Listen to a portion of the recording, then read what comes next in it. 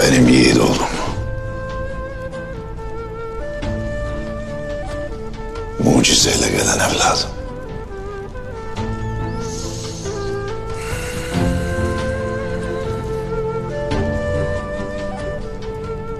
Alaaddin. Ben hiçbir evladımı birbirinden ayırmam. Baba yüreği öyle büyüktür ki hepinize yetecek yer vardır. Sizler bir çınarın dalları gibisiniz. Birlikte ama ayrı ayrı. Hepinizin huyları da, meziyetleri de birbirinden farklıdır.